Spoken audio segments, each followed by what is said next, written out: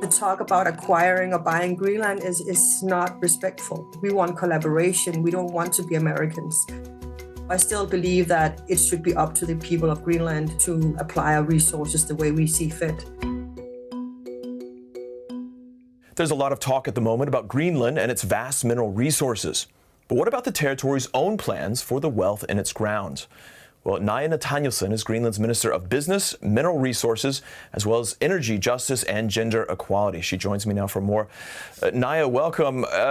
This potential wealth sitting in Greenland's earth, graphite, iron ore, gold, of course, rare earth metals, just to name a few. Just broadly speaking, before we get into the details, what does the development of those resources mean for the territory itself? Well, right now, we are not actually gaining too much from that sector. We have a lot of activity, but mining is very slow business. And so projects are very long time underway. But we see a lot of positive development these years. And we do have all expectations that many of the projects will move forward within the next couple of years. And when they do, they will become a real factor in our economy. But right now, they are primarily of benefit for the local communities where the revenue is seen. This is an economy that's still largely based on fishing, on tourism, more and more as things change there in Greenland. What do you have in terms of expectations for revenues in the coming years? Do you have a timeline? No, we don't, because mining also depends a lot on outside investments. We do have a lot of different projects underway, as I mentioned, not only in the mineral sector, but also in the energy sector, where we have a great tender coming out later this year for some interesting projects. We also have tourism, which is largely something that plays into the local economy. So on many different levels, we see a positive development, but the bigger sectors such as energy and mineral sector is very much dependent on outside investment and, of course, the investment climate. So that's what I'm focusing on right now, and trying to attract those outside investments. And, of course, all this geopolitical uncertainty can create problems in that respect. Is it fair to say that the resources in the ground that can potentially be extracted, that they do pave the path to eventual sovereignty from Denmark? Well, I know a lot of people is interested in our sovereignty, and that is, of course, a big issue for Greenlanders. But right now, there is not a majority for sovereignty. What we are really concerned about these years right now in Greenland is how to pay for our healthcare system, how to fight inflation, how to make education better. We have all the concerns that other countries have. And of course, what we really try to do is to better our economy so that we are not as reliant on the Danish block grant as we are right now. The reason for that is not just one fault that we want to become a sovereign state. It's also just because it has to do with pride that we want to be able to pay our own way. But surely the tide is changing a little bit when it comes to interest in mining in Greenland. You've written in your latest strategy paper that it was always hard to develop the kind of capital, for companies to develop the kind of capital to pursue projects there. Now, given the way the global demand is for rare earths, given the interest in Greenland, is that not shifting somewhat? Do you not see that resources avenue really opening up and offering promise, even if mining projects themselves are still rather slow to come on? Absolutely, and not only because of the green transition, also the pandemic and the climate crisis is really pushing for different. War in Ukraine is pushing for different value chains. So I think, yes, we see a positive effect of that on a very sad backdrop. So yes, we do see an increased interest into Greenlandic minerals and energy. It takes an average of 16 years to establish a mine. That's according to your own mineral strategy. It's incredibly capital intensive. What is Greenland doing? What can Greenland do to minimize the risk for ventures that are pouring their cash into the territory?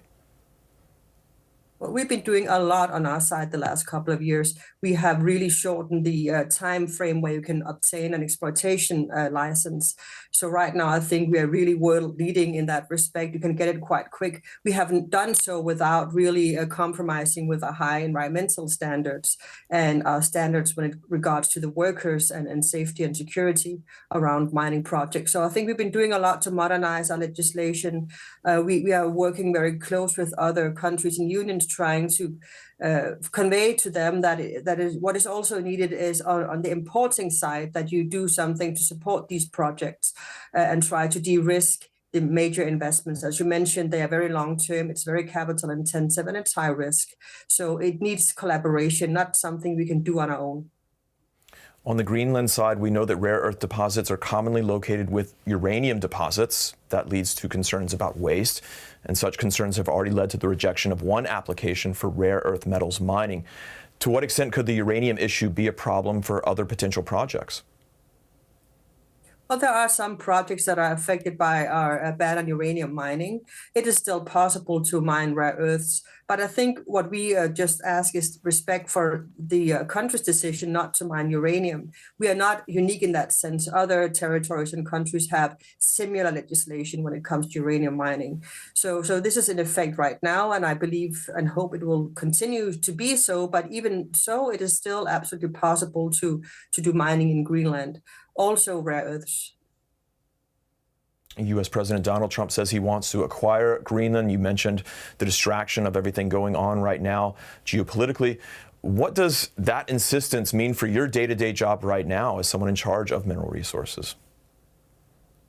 Well, right now we are really more concerned about the current rhetoric and the intentions of the U.S. administration. Of course, this causes a lot of concern in my country. A lot of my countrymen are quite afraid, and I find it absolutely devastating. So right now we're trying to figure out what is at play, what is it the U.S. wants. And my job is to continue to stay calm and focused and try to move through this as best we can. But of course, this really put everything in a different light. Does it make it, on an on-the-ground basis, does it make it more difficult to regulate projects with American backing, potentially? The Trump administration is even considering taking stake in several projects, or has sort of floated this idea. Well, for now, we don't know. It's too soon to say. We've been working towards increasing the American investments into the Greenlandic mining sector as well as our energy sector. And we have welcomed this all the way. And I see no reason why this shouldn't continue. But we need to take down the temperature, and we need to de-escalate this conflict. We want collaboration. We don't want to be Americans. And there's a great, great difference in that. You had a 2019 agreement with the U.S. under the first Trump administration for assistance in developing the mining sector, from getting better geologic data to marketing. What's become of that during all this talk? Is there any talk of renewing that? Well, we've been working towards renewing that for some time, actually, and we've been quite happy about the agreement from 29. I think it has been of benefit to both Greenland and the U.S. But right now, of course, it is something else we're discussing and something else we are focused on. But if things were to calm down, I see no reason why we shouldn't continue on the path of dialogue and collaboration. I still believe that is a path forward, not only for Greenland and the U.S. relations, but in generally speaking. I think we are in a bad place right now geopolitically when it comes to the Western Hemisphere, and I see a lot of dangers if we do not find our way back to the path of dialogue. Can you imagine a minerals agreement with the U.S. that would be to Greenland's advantage, say giving priority to American companies or offtake agreements for the Americans? Not too soon to say. As I mentioned, right now it's something else we're debating. Something else is at the table. But I see no reason why we can't do some sort of collaboration when it comes to it, but it needs to be done respectfully and on equal footing. And the talk about acquiring or buying Greenland is not respectful. Do the Americans have reason to be concerned about Chinese participation in Greenland drilling? Not at all. Not at all. We haven't seen any real Chinese interest. There are currently 2 licenses with Chinese ownership, partly ownership, and they're both being fought in court where we have a case against them. So no, I don't see any real Chinese investments or interest. I don't see any Russian interest.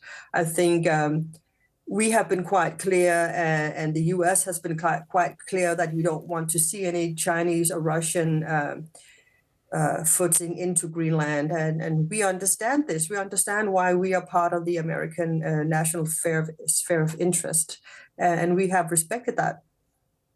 Would Greenland expressly prohibit Chinese or Russian participation in the recovery of minerals on the territory? Well, we are right now introducing this new Foreign Direct Investment Act, and that is being processed in our parliament right now. And I think it's a difficult discussion, and I could say, yes, we want to prohibit, but would that make sure that we were not invaded or bought?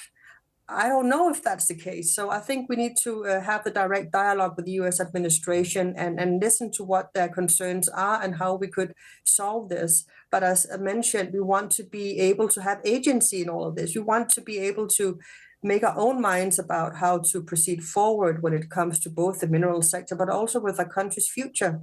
And as mentioned, we understand our position geopolitically between the US and China and Russia. And we have, for a long time now, declared where we stand on this. We are an ally, and we want to be treated as an ally. Greenland wants agency, and yet we see that the U.S. is going to have direct talks with Denmark next week. The opposition party in Greenland saying that Greenland should have direct talks with the U.S. How do you look at that? Well, I agree that we should be able to have a say in the matter, and we will have a representative at the table. And what I'm hoping is that our representative at the table will be listened to, because what the Greenlandic people want must be front and center in all of this. We are not a commodity to be bought and sold. And I think even though we are a small country and a very small population, we still earns this respect and a place at the table. That's how allies treat each other. Greenlanders sit, of course, atop this wealth of resources that are coveted by other nations right now, such as the U.S. I'm curious what runs through your head when you see what happened to Venezuela. Well, of course, this is another development, I think, that causes concern when it comes to the status of international law and collaborations. I do not have many tears about Maduro. I don't think he was a very good leader, but I still believe that it's not up to other countries to decide. And I think when you look back at world history, you could be able to find a lot of other examples where this has been discussed.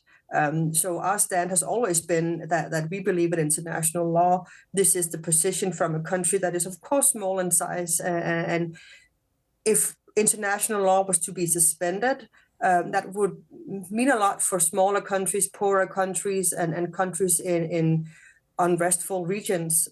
So I do not buy into the idea that it's only strength, force, and power that should be at play. I think dialogue, collaboration, international law is also a great basis for a peaceful world.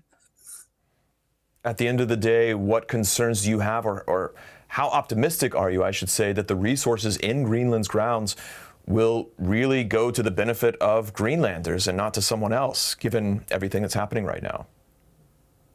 Well, that's my first and foremost job, to make sure this happens. And of course, in order for that to happen, there needs to be respect that it's Greenland people who decide what happens in Greenland. So if that's not the case, then anything is on the table, of course. And we are in a completely new situation, not only in Greenland, but in the Western Hemisphere. So I still believe that it should be up to the people of Greenland to apply our resources the way we see fit. And what we've been quite clear about is that we want to develop them with like-minded countries, and that is and has been the US and the European Union, UK, and Australia, for instance, Canada. All right, Naaja Nathanielsen is Greenland's Minister of Business, Mineral Resources, as well as Energy, Justice, and Gender Equality. Minister, thank you for your time. Thank you.